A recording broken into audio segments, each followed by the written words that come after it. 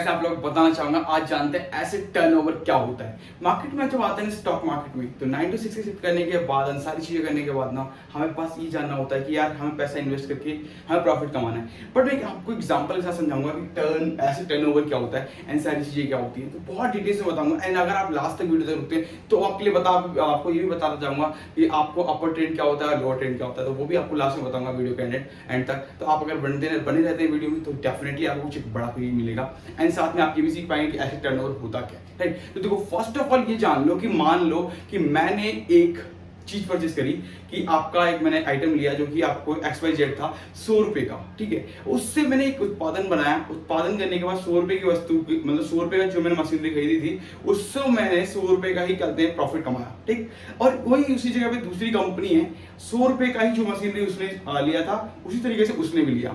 अब दोनों जगह 100 रुपए का आइटम लिया, उसी जगह पे उसने 500 रुपए का प्रॉफिट बनाया। मतलब 100 रुपए की वस्तु यहाँ पे उसने परचेस करी, दोनों ने 100 रुपए वस्तु ली एंड 100 रुपए का यहाँ पे उसने प्रॉफिट कमाया और एक ने 500 रुपए प्रॉफिट कमाया, ठीक है।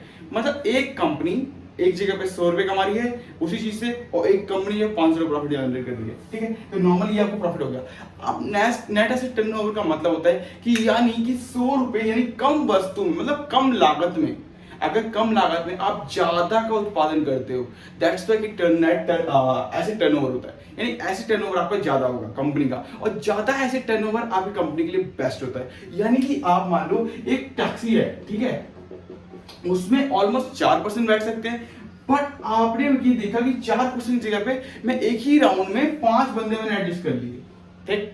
4 की जगह 5 में एडजस्ट कर लिया, प्लस क्या होगा, मतलब अब एक राउंड में जहां पे आप एक व्यक्ति से 400 रुपए कमा रहे थे एक राउंड पूरा लेने पे, वहां पे आपको 500 रुपए मिल रहे हैं बिकॉज आपने एक टैक्सी में 5 बंदे बैठाए, ठीक। अब किसी तरीके से मैनेज किया, वट एवर द रीजन, कुछ भी हो सकता है, बट आपने उसको 5 बंदे बिठाए। अब वहां पे जो 400 मिलने थे वो आपको 500 मिलेंगे। यानी आपने जो वस्तु बनाई या फिर जो आपकी कंपनी है जो एक वस्तु बना रही है उसके हिसाब से आपका जो वर्क करने का तरीका है उसमें आपका प्रॉफिटेबल बिजनेस हाई है। यानी कि आप 100 रुपए इन्वेस्टमेंट कर रहे हैं और उस जगह पे कंपनी 100 रुपए का प्रॉफिट जनरेट कर रही है, बट आपका प्रॉफिट जनरेटिंग जो प्राइस है वो है 500 रुपए का। यानी आपकी प्रॉफिट 100 रुपए लगा के 500 रुपए का, यानी 5x, और यहाँ पे उस प्रॉफिट को बिल्कुल सेम तरीके से किया जा रहा है। तो डेफिनेटली यहाँ पे आपका बिजनेस ज्यादा ग्रो करेगा, राइट। तो ये वाला प्रॉफिटेबल जो सबसे ज्यादा हाई होता है तो देन उसको कहते हैं एसेट टर्नओवर। अगर आपको बताऊं कि अगर एसेट टर्नओवर किसी कंपनी का ज्यादा है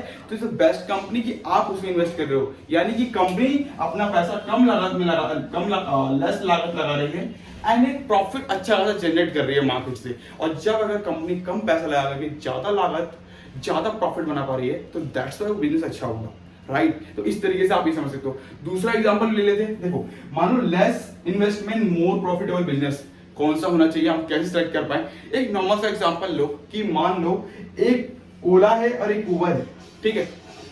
एक नॉर्मल सा एग्जांपल देता हूं आपको कि ओला एंड उबर जब मार्केट में आए तो अभी तक क्या था कि एक ऑटो वाला या फिर टैक्सी वाला या फिर जो भी कैब वाला जो बंदा एक खरीद के आता, मतलब हम जो कार खरीदते हैं ना वो एक एसेट होता है।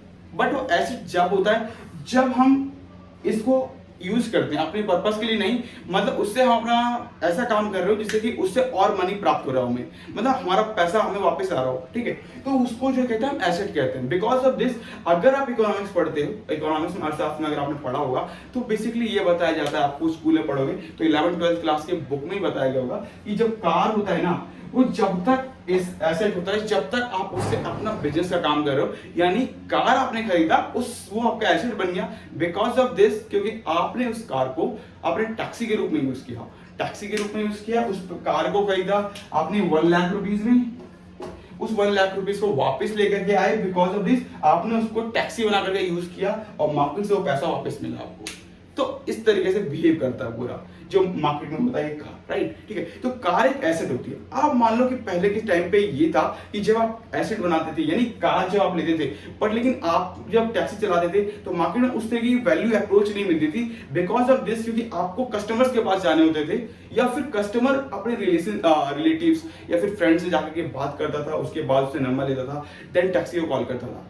तो बहुत ज्यादा टाइम लगता था एंड कन्वर्जन रेट बहुत कम होता था। यानी एक टैक्सी जो आज ऑलमोस्ट 10 कस्टमर्स उठा रही है पर डे के हिसाब से, 10 कैब्स ले रही है, 10 कस्टमर्स उठा रही है, वहां पे वो 2 कस्टमर्स पे ही डील खत्म कर रही थी, यानी 2 कस्टमर्स पे उसका पूरा डील खत्म हो रहा था। यहाँ पे एक पर्सन जो टैक्सी वाला जो बंदा है वो जब आकर के मार्केट से अप्रोच कर रहा था तो देन वहां पे 2 कस्टमर्स उठा पा रहा था आज से 4 साल पहले।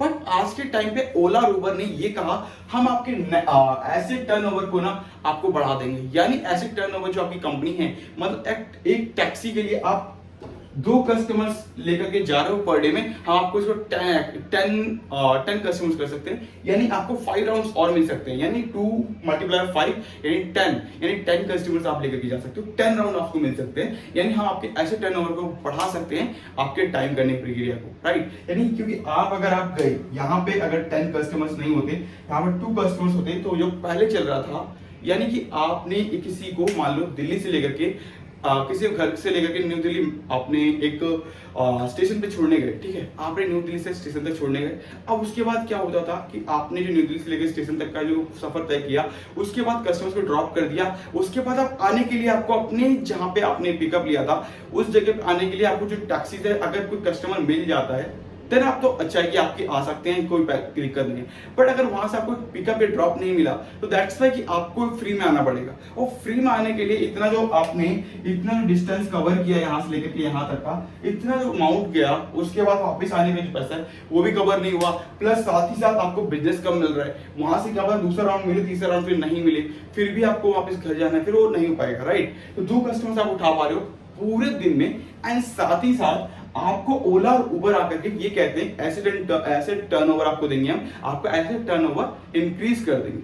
तो इसी तरीके से मान लो कि एक कंपनी है जो आपको, एक और एग्जांपल दे देता हूं, जैसे ओला और उबर का तो मैंने दिया कि अगर अभी जो क्या कर रही है कंपनियां कि अभी जो कस्टमर्स होते हैं उनको एक एप्लीकेशन में जाना होता है, वहां से कैब बुक करना होता है, और लोगों से वो तुरंत ही कनेक्ट हो जाते हैं, यानी जो भी near by cab service person होता है वो उसको गाइड करता है, वहां से वो चले जाते हैं। यानी जो कैब पर्सन होता था जो आज तक 2 कस्टमर उठा रहा था वो अब 10 कस्टमर उठाता है, यानी कि दिन में और भी ज्यादा वृद्धि होती है, एंड जो बिजनेस है वो और बढ़ता है। जब बिजनेस और बढ़ता है कम टाइम में, यानी एक दिन में जो 2 चीजों का 2 कस्टमर्स के साथ चल रहे थे वहां पे एक दिन में 10 कस्टमर्स आ गए, तो यानी कि बिजनेस बढ़ रहा है, बिजनेस बढ़ रहा है तो ऐसे टर्नओवर ही बढ़ेगा, ऐसे टर्नओवर बढ़ेगा तो दैट्स कि बिजनेस ग्रो करेगा, इस तरीके से चलता है, राइट। अब एक और भी एग्जांपल देता हूं आपको नॉर्मल सा, जो कि मान सकते हो। देखो अब मान लो कि एक कंपनी है, एक कंपनी ने एक सोप प्रोड्यूस किया, ठीक है, एक कंपनी सोप प्रोड्यूस कर रही है, प्रोड्यूस करने के बाद ठीक है, सोप प्रोड्यूस करने के बाद कहती है कि मार्केट में मुझे ये प्रॉफिटेबल बिजनेस मिलेगा ये नहीं मिलेगा। तो एक कंपनी है जिसने 100 रुपए की 100 रुपए की मशीनरी यूज करी, एंड इसने बनाया 200 रुपए का प्रोडक्ट, और इसने बनाया 600 रुपए का प्रोडक्ट, ठीक है। अब डिपेंड करता है कि मार्केट में 100 रुपए से 200 रुपए का प्रॉफिट अच्छा है या फिर 600 रुपए का। अब कम लागत में प्रॉफिट 600 रुपए का अच्छा दिख रहा है तो हम इधर जाएंगे, बिकॉज ऑफ दिस। एक जो मैंने साबुन बनाया, एक सोप बनाया, उस पर मैंने सारी एडवर्टाइजमेंट करने के बाद, बनाने से लेकर के एडवर्टाइजमेंट करने का 100 रुपए की कॉस्ट पड़ी, उसके बाद उस साबुन को मार्केट में बेचा, बेचने के बाद एक कंपनी जो है 200 रुपए कमा रही है एक साबुन से, और एक कंपनी जो है इसी साबुन से 600 रुपए कमा रही है, यानी दोनों का plan and mind and analysis दोनों डिफरेंट है। यहाँ 200 रुपए यानी 3x का मार्जिन 600 रुपए के आसपास का बिजनेस कर रहे हैं, तो डिपेंड करता है अपॉर्चुनिटी एंड टाइम पे, राइट। तो उस तरीके से वर्क करता है, तो यही होता है एसेट टर्नओवर। आपको समझ में आया होगा। प्लस मैंने आपके लिए बताया था आपको कि आपको मैं बताऊंगा अपर ट्रेंड क्या होता है, लोअर ट्रेंड क्या होता है, राइट। तो देखो अपर ट्रेंड और लोअर ट्रेंड का मतलब होता है, देखो अपर, ठीक है, अपर ट्रेंड आपको नॉर्मल पता करने में बिल्कुल आसानी होगी। सिर्फ ये समझ लो कि ग्राफ है, ग्राफ में मार्केट जब ये ऐसे ट्रेंड कर रहा होता है, एंड देन वहां पे जाकर के जब तक वो वैल्यू जो सपोर्ट पे जाकर के ट्रेंड नहीं टूटता, यानी कि देख लो मार्केट ने यहां से अप्रोच किया, मार्केट दोबारा यहां पे वापस नीचे आया, यहां से मार्केट ऊपर जा रहा था, इस कंडीशन में मार्केट ऊपर है, बट इस कंडीशन में मार्केट यहां पे नीचे की और अप्रोच कर रहा है, बट मार्केट ने सपोर्ट लेवल को नहीं तोड़ा।